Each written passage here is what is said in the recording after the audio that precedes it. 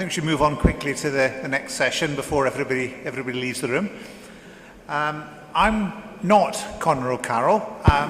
My name is Ian Cameron and I'm standing in for Conor, I think partly because I'm also a member of the European Research Area Steering Group on Human Resources and Mobility. So I think that's the hat I'm wearing just now. Now, this session is on researcher career development, and we have one speaker, one lecturer, one respondent. So the first speaker is going to be Janet Metcalfe. Now, Janet is head of an organisation called VITAI, which is a UK organisation, but it is increasingly working with other countries as well. And Janet has been heavily involved with the UK side of the European Charter and Code and researcher development framework and developing tools for researchers to help plan their careers. She has a lot of familiarity with events situation in Europe. She was involved in the Salzburg conference process that the EUA mentioned and the Bologna process, etc. And responding to that after will be Barbara Gabrice, who, although she currently has a tag of University of Oxford, if you look at her CV in the brochure, actually she has moved around quite a bit. So it's quite a lot of experience, but her particular position at the moment is a divisional academic advisor to the Mathematics, Physics and Life Sciences division of the University of Oxford. So I think the best thing though is to move on, first of all, to Janet, who's going to present us on the topic. Thank you, Janet.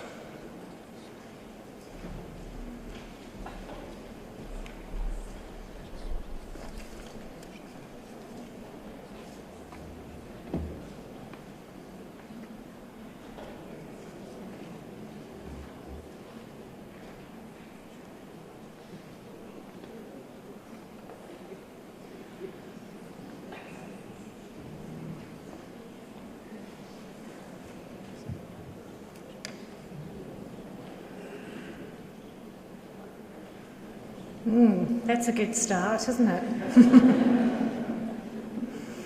Can somebody come and rescue me?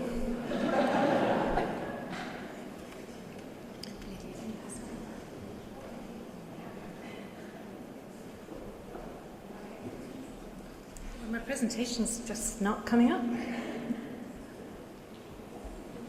Is anybody on the technical side who knows what's going on here able to help? Or?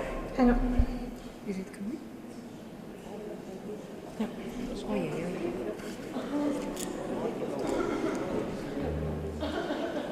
Right. Okay, we've got it on one screen.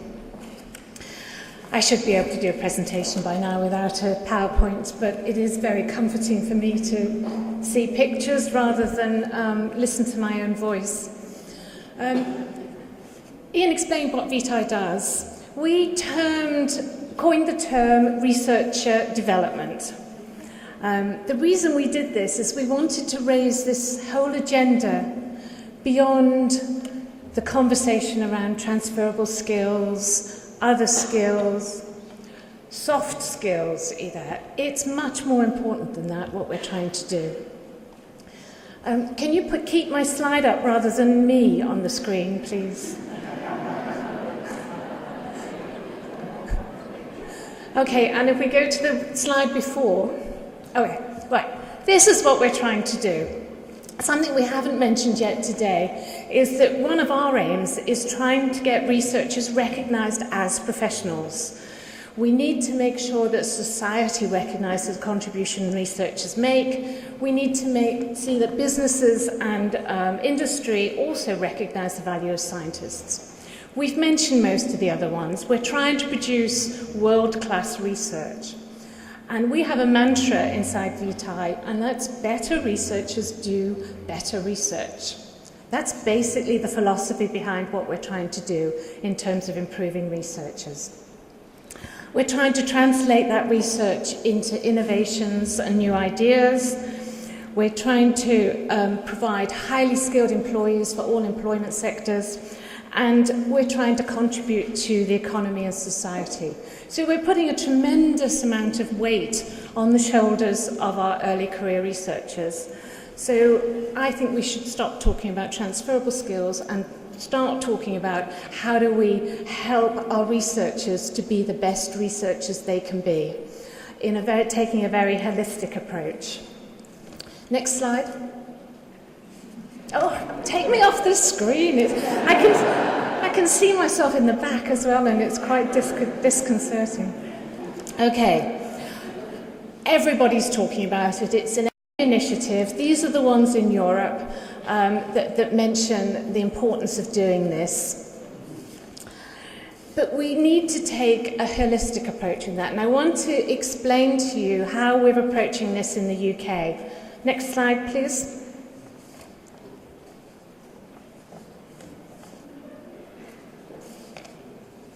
Okay, so what we're trying to do is to create this virtuous circle that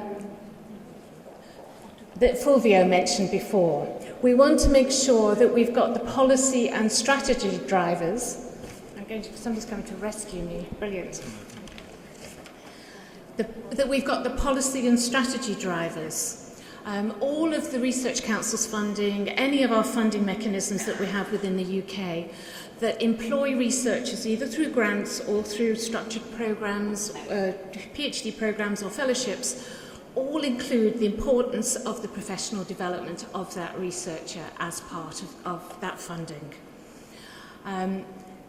We have other initiatives that are supporting this, but when it comes down to it, ultimately, this initiative, the importance of this agenda has to be recognised by the institution as part of their strategic mission.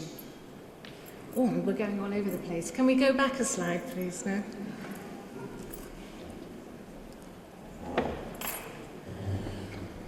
Unless an institution recognises how important it is that they have a supply of highly skilled researchers to not only refresh the academic community, but also to support industry and society, and that's part of the way in which they conduct their business, then we'll always be struggling against this agenda. But you can have all the policies and initiatives in the world, but it has to be translated into practice. So it's how do we translate the aims of this agenda into provision within institutions? And Barbara's going to give us a specific example around what's happening at Oxford. But it has to be looked at holistically. How are you doing, Andreas? I'm fine. We need... Thank you very much. Oh my gosh, where are we up to? Okay. And it's not just about courses. This isn't about doing a few courses in transferable skills training. This is about taking a holistic approach in terms of supporting researchers. So yes, we need to have some structured courses, we need to have some development activities, but this is primarily about trying to embed within the normal process of doing research the training and the development that researchers need in order to be a better researcher. The vast majority of this will happen through the day-to-day business of doing research. And I loved one of the quotes up there said that every day is a training day. Every day should be a professional development day in academia for researchers, that they are constantly improving their professional development. In the UK, one of the things that we do through VTI is to try and encourage institutions to share practice so that we're not reinventing the wheels. There's fantastic practice going on all over, everywhere I go actually, right across Europe, Australia, America, Asia. We need to share that. We don't need to reinvent this ourselves. We can actually build on the experiences of others. The next step in this process is at getting the engagement of the researchers and other academics. And I think that's one of the most difficult aspects, actually. Not everybody's convinced that they need to look beyond their research in terms of being a better researcher. And that's one of the reasons why we developed the Researcher Development Framework, to try and get researchers to look at a bit larger than what was happening in terms of their research projects. We work with developing researcher communities so that they have a voice, that they're involved in the policy making and the provision in terms of what's happening in institutions, and that they are taking responsibility for their own professional development. Because ultimately it's the individual that has to care about that and that has to think about which areas do they need to develop in order to be the better researcher that meets their own career ambitions. We have a project called Every Researcher Counts, which is our project around, it's an equality and diversity agenda, but it's more about looking at the individual needs and support that we give every researcher, irrespective of their conditions. So we incorporate the gender in this, but we also look at mature researchers, those with special needs, disabled, and in fact, every individual needs to be seen in terms of their own individual circumstances. And then finally, the end of the circle is that we need to make sure that this is making a difference. So we need to do a lot of evaluation around this, and we have a series of surveys of researchers at different stages of their career, at postgraduate level, at research staff level, and also principal investigators and supervisors, so that we can see that whatever we're providing is meeting the needs of those individuals. The HR Excellence Award is very heavily used in the UK. We now have 80 universities that have the award and another 10 coming through in the next month or so. And that's seen as a very powerful way in which it can stay on the strategic agendas of institutions, because there's a very useful process there that encourages you on a 2-yearly basis to sit down and say, how far have we got and where are we going to and how are we going to get there? So a very holistic approach. It's all underpinned by the Researcher Development Framework, which, if you're not aware of, can be quite overpowering at first sight. But let me tell you that this was developed from interviews with successful researchers, highly successful researchers, asking them what is the knowledge, behaviours and attributes of successful researchers in higher education.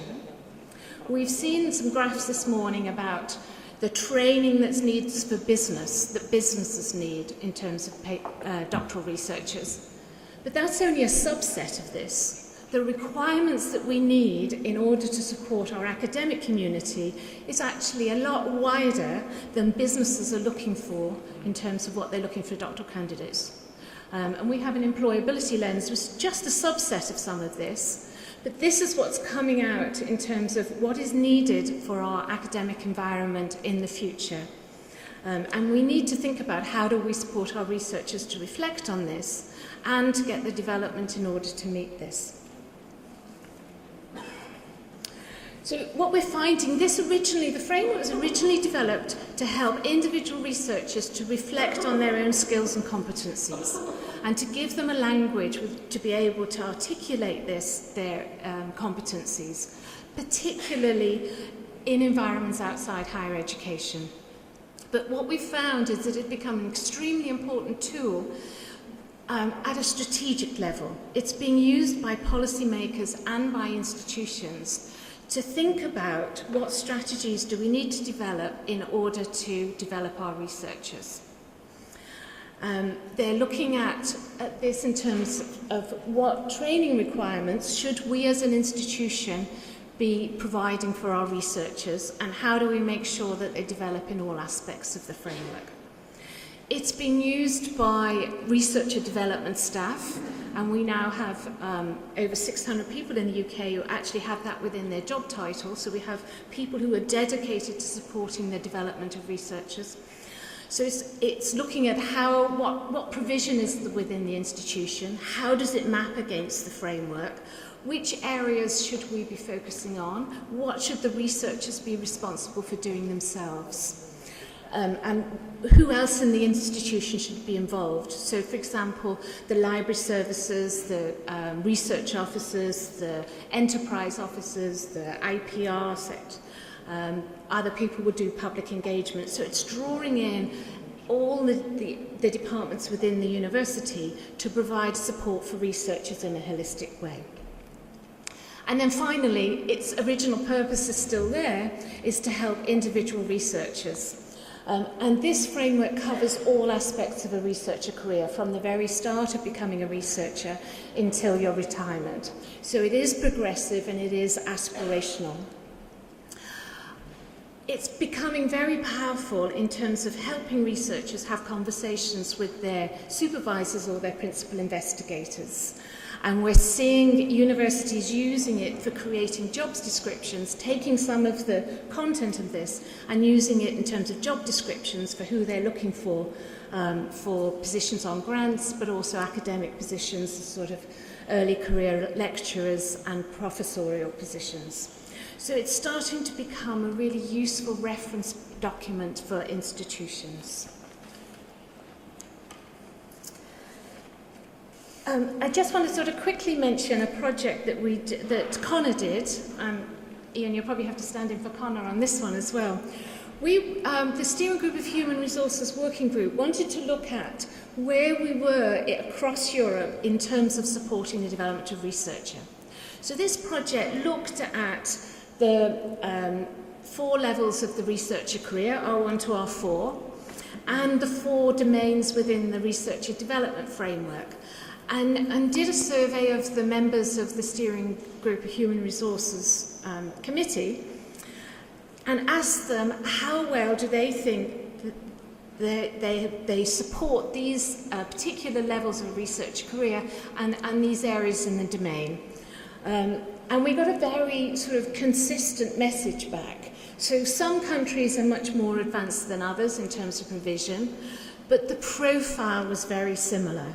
There's been a lot of attention paid at the doctoral level, and particularly around Domain A and Domain C, which is the sort of heart of doing your doctoral program, of doing research.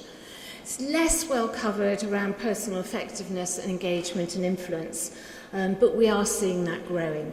And then as you go through the stages of the career, there's much less there. We're starting to see the recognised researcher, which is what we would call research staff in the UK, so those employed on postdoctoral positions, short-term grants, fellowships to do research.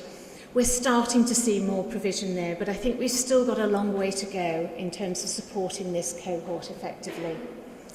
And then as you get to more senior levels, you're on your own, basically. You may get the opportunity to do some development around, tends to be around administrative training in terms of how to run the university or how to run your research institute or department, but much less in terms of helping you continue to develop as a researcher. There is some focus on supervision and teaching, and we're starting to see more supervisory courses going on. But I think one of the messages that this gives to early career researchers is that professional development is much less important as you progress through the career. And I think one of the things we need to do as institutions is get the message down from the top that professional development, continuing professional development, is an important aspect of who we are as researchers, and particularly in the environment we are in, because universities are seats of learning. So we need to stress the importance of continuing professional development, because we want to change the behaviours of the early career researchers coming through, so it becomes a natural part of them as being a researcher. So I'm going to leave you with some considerations to think about over this conference and beyond. I think we need to think about how do we, in terms of supporting researchers, how do we make it consistent with our institutional missions? How do we achieve an integrated approach so there's a pipeline of development going through? How do we create provision that meets the heterogeneity of the researcher community? And how do we put the levers and drivers in that will help us achieve the things we want to help? The carrots and sticks that actually alter all of our behaviours. How do we engage our researchers? How do we make sure that what we're doing is making a difference, that it is money and energy well spent? And how do we increase the absorptive capacity of business for researchers? Because as Fulvio said, we're looking for 1 million new researcher jobs. So we have to work at how do we encourage organisations outside academia to see the value of researchers and to absorb them into their workforce. So I will leave you with those few thoughts, and thank you very much for your attention in terms of my struggles. Thank you.